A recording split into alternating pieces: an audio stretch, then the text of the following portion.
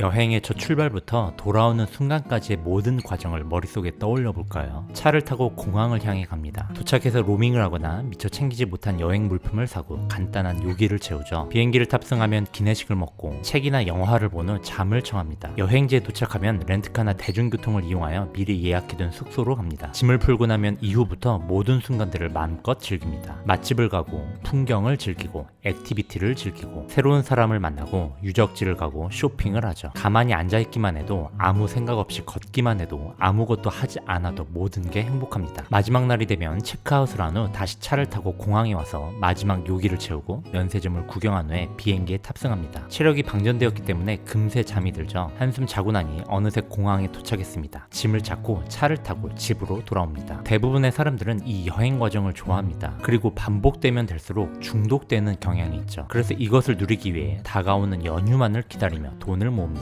혹 누군가는 이 여행이란 행위에 미래의 자금을 소진하거나 빚을 내기까지도 하죠. 그만큼 여행이 매력적이니까요. 그렇다면 여행은 도대체 왜 우리에게 이렇게 매력적으로 느껴지는 걸까요? 왜 이렇게 중독될 정도의 즐거움을 주는 걸까요? 그 이유에 대해 새로운 관점으로 접근을 해보겠습니다. 여행의 묘미는 여행지에서 일어나는 경험에 있습니다. 그런데 사실 그곳에서 겪는 경험들이 현재 우리가 살고 있는 곳에서 겪는 경험과 크게 다르지는 않아요. 맛있는 것을 먹고 새로운 장소를 가고 새로운 사람을 만나고 모두 우리 일상에서 겪을 수 있는 일들이죠. 다른 게 있다면 먹어보지 않는 음식, 아직 가보지 않은 곳, 다르게 생긴 사람들, 다른 라이프 스타일일 겁니다. 그렇다면 만약에 우리가 아직 접해보지 않은 음식과 장소와 사람과 라이프 스타일, 그런 독특한 경험들을 우리가 퇴근한 후에 혹은 주말에 우리 집 근처에서 그 경험들을 겪어볼 수 있다면 진짜 여행에서만 겪어볼 수 있는 느낌들처럼 우리에게 매력적으로 다가올까요? 당연히 아니겠죠. 왜냐면 그 독특한 경험들이 나의 일상을 벗어나진 못했으니까요. 이게 정말 중요한 포인트일 것 같습니다. 제 아무리 색다른 경험일지라도 나의 일상을 벗어나지 못한다면 그것은 단지 재밌는 경험일 뿐이지 진짜 여행의 느낌이 되기는 어렵기 때문이죠. 그런데 반대로 말하면 지극히 일상적인 평범한 경험들일지라도 일상을 벗어나서 겪게 되면 그 매력이 신기하게 배가 됩니다. 그렇기 때문에 여행이란 매력의 본질은 여행지에서 겪는 경험 자체보다 일상에서 벗어나는 것에 더 많은 비중이 있다고 볼 수 있습니다. 그렇다면 일상에서 벗어난다는 것이 무슨 의미일까요? 일상은 날마다 반복되는 생활이라는 사전적 의미를 갖고 있어요. 그러므로 일상을 벗어난다는 것은 반복되는 생활의 패턴에서 벗어난다는 의미가 되겠죠. 그럼 우리의 반복되는 생활에는 무엇이 있을까요? 걷기, 차 타기, 밥 먹기, 씻기, 사람 만나기, 대화하기, 스마트폰 하기, 잠자기, 사진 찍기, SNS 하기, 일하기. 그런데 신기하게도 자세히 보면 위의 행동들 11가지 중에 10가지는 여행 중에서도 반복적으로 끊임없이 하는 일들이란 걸 알 수 있습니다. 자, 이게 무엇을 의미할까요? 일상을 벗어난다는 것의 진짜 의미는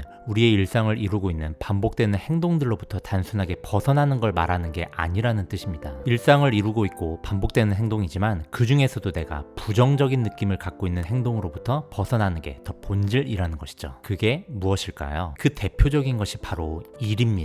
목적이 아닌 돈을 벌기 위한 수단으로서 존재하는 일, 그래서 나에게 스트레스를 주는, 내가 그닥 좋아하지 않는 일, 바로 직업인 것이죠. 여행의 가장 큰 매력인 일상을 벗어난다는 것은 곧 직업으로부터의 해방을 의미합니다. 일하지 않는 것이죠. 일하지 않으면서 동시에 일상을 벗어날 수 있다는 건 자유의 시간이 생겼다는 걸 말합니다. 그리고 자본주의 사회에서 그 자유 시간은 돈이 있어야 가능하죠. 앞에서 얘기했던 여행의 과정을 잠깐 다시 한번 떠올려 볼까요? 차를 타고 비행기를 타고 숙소를 가고 맛집, 쇼핑 모두 나의 자유의지대로 한 것이죠. 그런데 그 행위에 돈이 쓰이지 않은 곳은 없습니다. 운전사에게, 승무원에게, 숙소 직원에게, 요리사에게 모두 돈이 지급되었죠. 그리고 입장을 바꿔서 생각해보면 운전사가, 승무원이 나를 안내해주고 호텔 직원이 안내해주고 요리사가 음식을 만들어주고 이 모든 것들은 그들의 일상의 모습입니다. 우리는 일상을 벗어나기 위해 새로운 곳으로 왔지만 사실은 누군가의 일상 안으로 다시 들어간 것이죠. 다시 말해서 누군가의 일상이 나에게 자유를 제공하고 있는 것입니다. 경제적인 관념으로 말한다면 누군가의 시간을 내가 돈으로 산 것이죠. 해외에서만이 겪을 수 있는 새로운 환경, 문화, 경험이 해외여행의 본질인 것 같지만 해외 출장을 가서도 새로운 환경, 문화, 경험은 느껴볼 수 있습니다. 그러나 해외 출장 과정에서 해외여행의 매력을 느끼진 못합니다. 왜냐하면 아직 직업이라는 일상에 갇혀있기 때문이죠. 그래서 자유가 제한받고 있으니까요. 일상을 벗어나는 것에서 매력을 느끼려면 일단 일로부터 해방된 상태가 전제되어야 합니다. 그래야 나의 자유가 제한받지 않을 수 있겠죠. 자유를 누릴 수 있으면서 일하지 않아도 되는 상태. 이것을 다른 말로 경제적 자유라고 합니다. 경제적 자유는 절대적으로 돈에서 나옵니다. 그리고 그 경제적 자유를 이룬 상태를 부자라고 하죠. 휴가를 내고 떠나는 여행이 너무나도 매력적인 이유는 직업이라는 일상을 벗어나 자유를 누리고 있음에도 불구하고 휴가 중이기에 돈이 계속 벌리고 있기 때문이기도 합니다. 그런 관점에서 여행은 부자 체험의 일종처럼 보입니다. 새로운 곳으로 가서 새로운 문화 속에서 새로운 체험을 하고 새로운 것을 먹는 행위. 이 행위들에서 모든 꾸밈의 표현을 빼고 온전히 팩트만을 얘기한다면 이 행위는 사실